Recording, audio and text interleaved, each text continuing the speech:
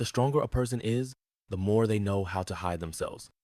While the whole world shouts to be noticed, there are those who choose silence. No posts, no explanations, no need to be understood. And that is not weakness. It is the pinnacle of inner strength. Have you ever wondered, why do the deepest souls disappear in the crowd? Why did the sages of old choose a hidden life? And what does it truly mean to hide? You're watching one Dharma teaching each day, where one sentence can sow a seed and harvest a life of peace. Hit subscribe and turn on the bell so you don't miss a daily truth. In an era where being seen is the standard, going unseen has become the deepest form of resistance. To be hidden is the art of preserving your energy, your principles, and your true self amid the current of worldly affairs. It is not escapism. It is waiting for the right time, for inner strength to run deep, for the world to be ready to receive a light that needs no spotlight. This video is not for those who want to be seen, it's for those who truly wish to appear. Today, we'll explore an ancient concept, yet one that lives intensely in every present moment. Hiddenness, the pinnacle of the awakened mind's intelligence. When someone says, "This person lives hidden," many immediately picture a solitary hermit fleeing civilization, retreating from city to mountain with nothing left to lose. But hiddenness is not abandonment, it's a conscious choice. Hiddenness is not strategic retreat born of helplessness. It's a tactical withdrawal by someone who understands timing and knows how to conserve their energy. Hiddenness is when you are strong enough to not need to perform, deep enough to remain unmoved by the clamor of the moment. In military strategy, retreat is not always defeat. Often, it's how you preserve your strength, protect your core, and prepare for decisive emergence at exactly the right moment. Hiddenness works the same way. Hiddenness is a state of elevated intelligence. Only the wise realize that action is not always strength. Stepping forward is not always bravery. Sometimes, silence is the highest act of awakeness, and hiddenness is the embodiment of that silence. Seeing someone who neither contests, nor reacts, nor resists does not mean they are weak. They've chosen not to squander their energy on what isn't worthy yet. They've chosen to protect their inner light rather than striving to brighten places unprepared to receive it. Hiddenness is the insight that not every light needs to be broadcast. Some lights are nourished quietly from within, more sustainable than any external spotlight. And when we truly, we begin to feel the pulse of heaven and earth, we start to hear the voice of our inner world. We stop chasing external approval. We stop being pulled by praise or blame, right or wrong, winning or losing. We live for ourselves, unreeled by others' gaze. Hiddenness is not vanishing from the world. It's standing firm within the world. Hiddenness is the art of those who've traveled through chaos and realized peace doesn't come from being seen, but from being steadfast enough not to need to be seen. We often think hiding means moving to a mountain hermitage, shutting the door, deleting social media, but in Eastern sages' philosophies, hiddenness isn't just a physical choice, it's a state of Q. In other words, it's not where you are, it's the energy you carry. Someone might live in the deep forest, but with a restless mind, they are not truly hidden. Someone else lives in the bustling market, yet holds a still heart and unshakable integrity. That's true hiddenness. Eastern Qi practices teach that vital energy depletes not just through actions, but through the restlessness of the mind. Each reaction, anger, desire, comparison, is a leak of energy. Hiddenness is the art of preserving Qi. It's the ability to live in the world without letting it drain your inner power. Hiddenness is when you continue working, continue living, continue engaging, but your mind doesn't spring into conflict. It isn't swayed by praise or not, toppled by criticism, not dazzled by glory, nor drowned by darkness. Your mind is like a lake that stays calm even when waves stir around it. That is Kwai work, a state of energy regulated by awareness and cultivation. When you are truly hidden in your mind, you no longer feel the need to respond to everything. You no longer get entangled in right and wrong, winners and losers. You don't need to beat anyone because your focus is on holding yourself. Hiddenness is a form of energetic self-mastery that only those with deep internal strength can achieve. It doesn't manifest in action, it shows up in state. A quiet that is not cold. A presence hidden, yet not vanished. A refusal of clamor in order to nurture depth. To be hidden is to exist, not by doing, but by being sufficiently peaceful and sufficiently deep. Throughout history, the most talented often chose not to appear until the time was right. And sometimes, if the time wasn't right, they hid. They hid to preserve their qi, to nurture their strength, to avoid getting caught in meaningless battles for power. From Confucius and Laozi to Zhang Sanfeng, Eastern sages often had phases of hiddenness in their lives, not out of fear but because they understood. Acting before the time can cause harm. Confucius wandered among dozens of feudal states without recognition. Yet he held no grudge. He hid teaching quietly within, cultivating wisdom to bloom when future generations were ready. Laozi, when leaving the imperial court, did not establish a sect, nor did he build temples. He simply left behind a few thousand words in the I Ching and vanished. Yet the spirit of wu-wei, non-action, which he quietly planted, permeated deeply into the culture for thousands of years after. Zhang Sanfeng, a legendary figure, also lived in seclusion, indifferent to fame and gain.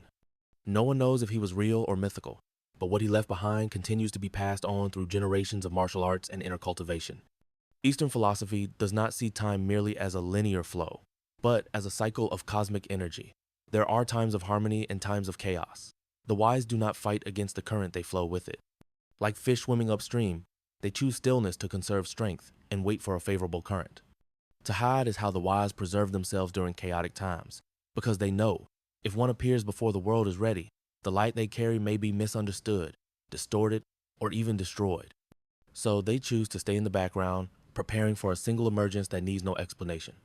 And that moment may come after years, decades, or even after they have left this world, yet their light continues to spread. Such people do not need immediate results.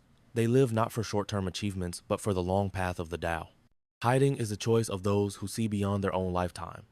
It is the courage to wait, to cultivate, and not to waste their light on the darkness.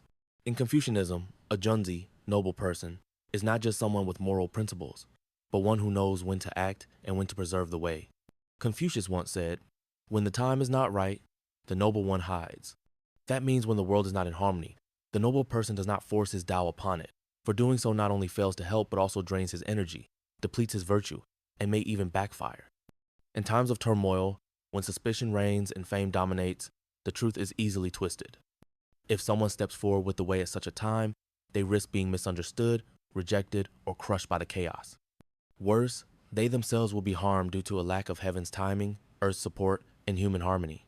Thus, Confucianism teaches, when the time is not right, hide. But hiding is not abandoning the Dao, it's preserving it for the right moment. Preserve your energy, nourish your mind, cultivate your virtue, and wait. When the time comes, a single sentence can move mountains. When the time hasn't come, even silence is wisdom. The junzi does not walk the way for fame. He does not act out of desire or ambition. He lives for the Tao, and therefore knows to hide in order to protect his righteous energy. In Confucian thought, hiding is part of a wise path. Action is not always courage.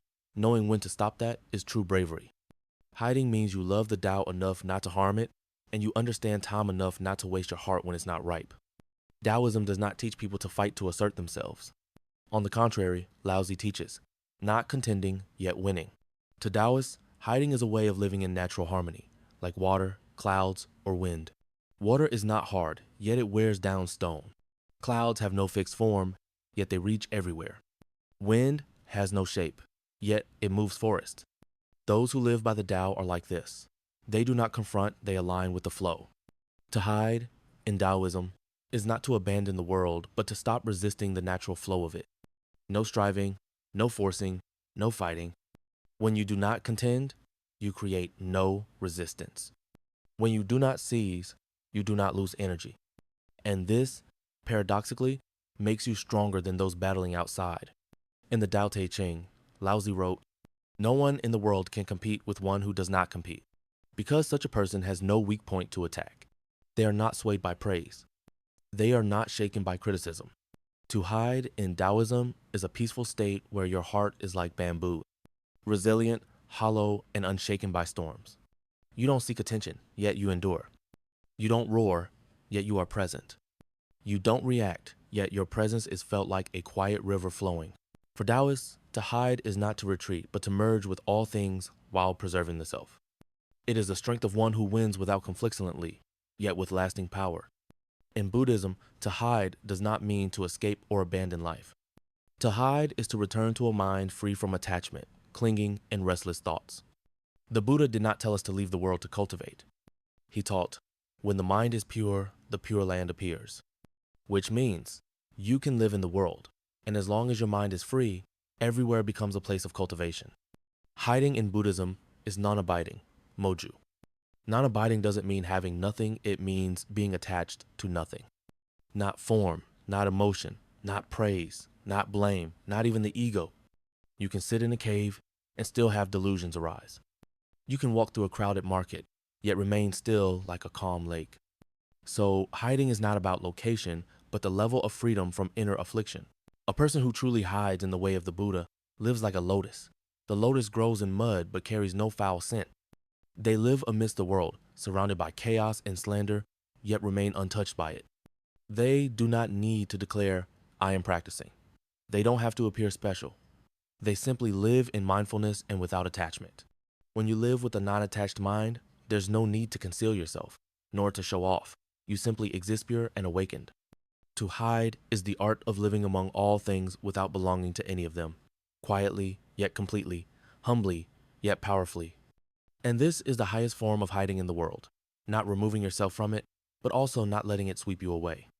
In the I Ching ancient system of cosmic and transformational knowledge, hiding is not disappearance, but a manifestation of harmony with timing and energy. The I Ching says the hidden dragon should not yet be used.